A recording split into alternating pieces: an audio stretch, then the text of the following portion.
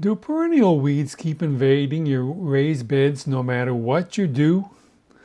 Their underground rhizomes seem to find a way through every barrier I try. I'm hoping this elevated bed may finally solve the problem.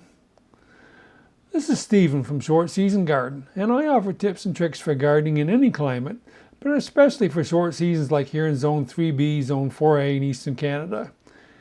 If you can't tell by the thumbnail, weeds are the bane of my garden. Over the years, I've tried most of the organic methods, and in desperation occasionally resorted to non-organic as well. I've tried nearly everything: plowing, tilling, hoeing, flaming, mulching, broad forking,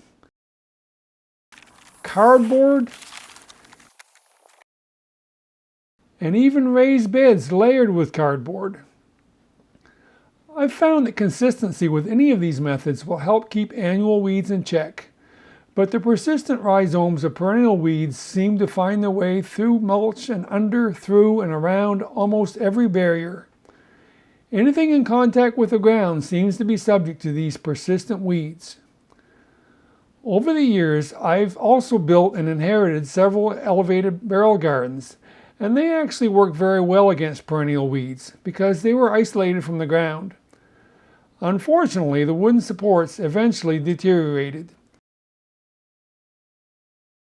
So, when Vego Garden offered me their classic 2x4 elevated garden bed to review, I felt confident that this would give me a long-lasting solution to perennial weeds for at least some of my garden. The classic elevated bed comes in several sizes and colors to accommodate your taste and space.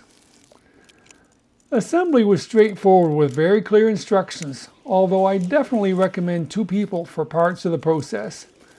I learned fairly quickly that trying to wing it can mean undoing bolts and flipping panels around.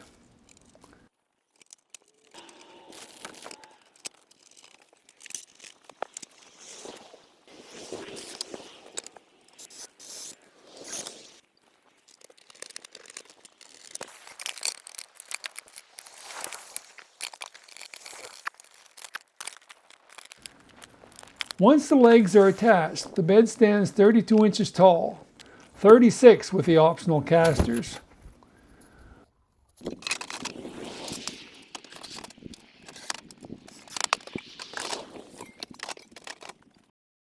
The bottom panel is designed with drainage channels with end openings so excess water can escape rather than pooling in the bottom of the bed.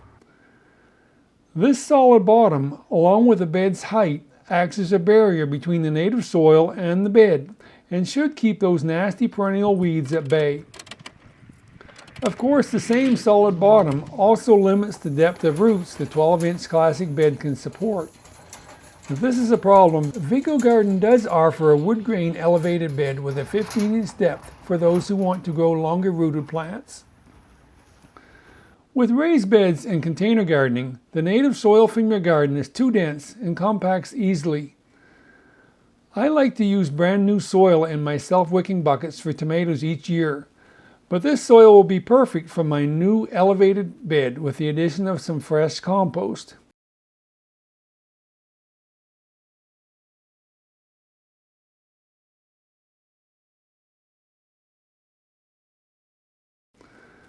The soil is quite dry from sitting in the tubs all winter, so it needs a good soaking.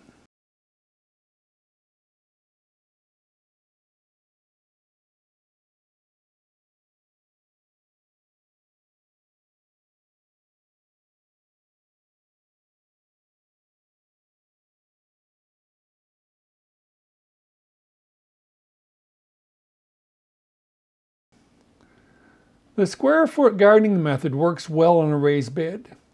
I decided to use my seeding square to plant spinach at one end of the garden.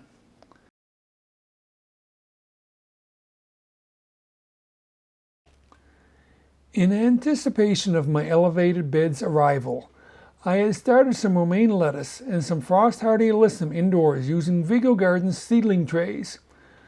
When we got a chance to take an early spring vacation, I transferred the seedlings to Vego Garden's self-watering indoor leafy planter to make sure they were adequately watered. Now I'm transferring these seedlings to my elevated bed.